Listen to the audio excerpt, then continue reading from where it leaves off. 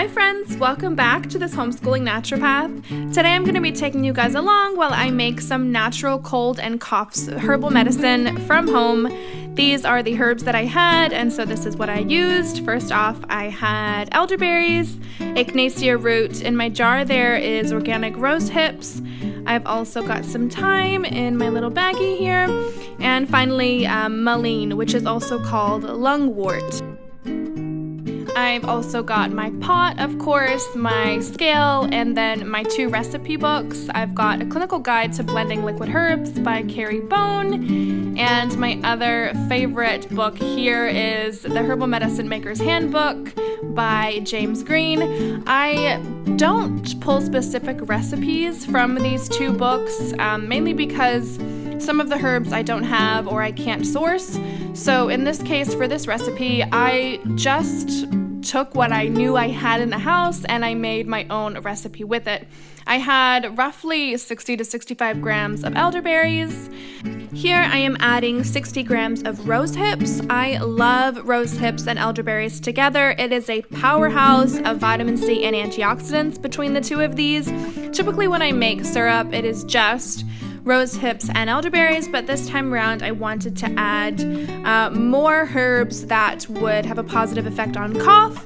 And so because of that, here I am adding mullein. Mullein is also known as lungwort, and that is because back in ancient times, in ancient Egypt specifically, mullein was used as a cure for diseases of the lung. It's a very powerful expectorant. It brings up mucus that may be stuck, deep in your lungs that you're really having a hard time getting out. Next up here, I am adding echinacea root. Now, echinacea is an incredibly powerful natural antibiotic that has been used for thousands of years for a huge variety of illnesses, particularly with fever. Elderberry and echinacea mirror each other in many ways, and they make each other very powerful. Elderberry really boosts the immune system, while echinacea works to fight off actual infection. Next up here, what I'm adding is thyme, and thyme is a very similar herb that works alongside of the mullein. It has been shown to reduce severity and duration of bronchitis and other lung-related illnesses.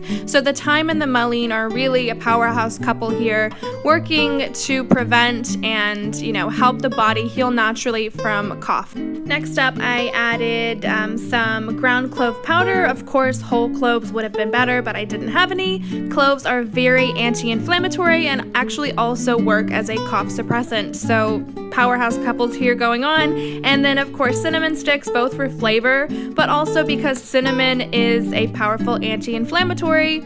Again, it's a good remedy for respiratory health, and it has been shown to fight the common cold as well. Alright, so in total here, I actually had 240 grams of herbs going on in my pot here, and in order to dilute this enough and to balance it and to create a proper safe ratio for my children to take, I added 4 liters of water to this pot here. And now what I'm doing is I'm actually just going to let this sit. I'm not going to turn it on yet. This actually sat overnight out on the bench top. I just left it alone overnight and came back to it the next morning. This begins the process of diffusion and really helps extract all of those beautiful nutrients out of the herbs, which of course is the goal when making a herbal medicine. And you can kind of already see in this clip how the water has already turned a different color. So after I left it overnight, I turned on my stove and left this guy to boil for hours. And I mean hours. It probably sat on my stove for a good 6 hours, reducing the volume of liquid and really extracting all of those amazing nutrients. I like to bring everything to a boil and then turn my temperature on my stove down slightly to allow everything to simmer without burning. So when I say I left it on my stove for hours, it was on a very low heat and simmering, very, very slowly for a very long time. So after about 6 hours of the low and slow simmer, I turned off the heat and I left it on my stove to completely cool down before I tried to do anything else with it. This was what it looked like when it was cooled down. Here I've got my strainer, my colander, and then of course the bowl down below to catch all of my juice that's gonna come out. So typically a really good thing to have with herbal medicine making is like cheesecloth or some type of muslin cloth to really extract all of the juice. I have never had one of those, but maybe I should invest in one. It might be a good idea. I've always just used this method of squishing it as much as I can with a spoon, but I could see that because there were so many herbs, it wasn't going to work out.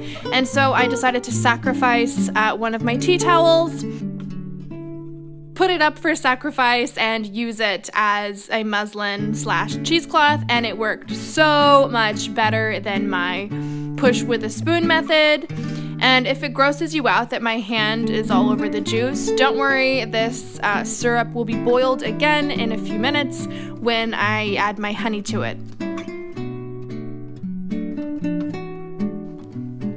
So once I have extracted all of the juice that I can, I add it back to my pot because the syrup is not quite finished yet. At this point, I add my honey. Now, I like to source 100% raw local honey. This honey is actually from one of my homeschooling mom friends' beehives. She lives just up the road from us, and so this honey is like literally honey that comes so locally. And the good thing about local honey is that the bees are exposed to the same allergens and the same toxins and the same things in our environment that we are also exposed to, and therefore it can really help us build up immunity to the things in our own environment that we may be reacting to. So local honey, local raw honey is always the best way to go if you can source it. Now, the purpose of the honey in this medicinal syrup is, of course, for flavor. You know, you don't want to take something that's super bitter, especially your children. But also, honey is incredibly antimicrobial, antibacterial, and antifungal, which will innately preserve this syrup and make it last for much longer in your fridge. And of course, honey, even on its own, is incredibly medicinal. So it's not just, adding flavor and preserving the syrup, but it is actually working in combination with all of these herbs and really helping to provide a solid natural medicine. Now, out of the 240 grams of herbs and the 4 liters of water that I put into my pot at the beginning of this video, I got just over 1 whole liter of syrup, and that is a lot of syrup that will most definitely last me and my kids this winter. And then I also made a smaller jar for a friend of mine. Now, the dosing for this herbal medicine for children between the ages of 5 and 12, I would do 3 teaspoons a day when they are sick. When they are not sick, I would do 1 teaspoon a day throughout the winter. And for adults, you can definitely do 3 tablespoons per day when you are sick, or 1 tablespoon a day when you are not sick throughout the winter. Thank you all so much for watching this video. I hope you enjoyed, and I'll catch you next time. Bye!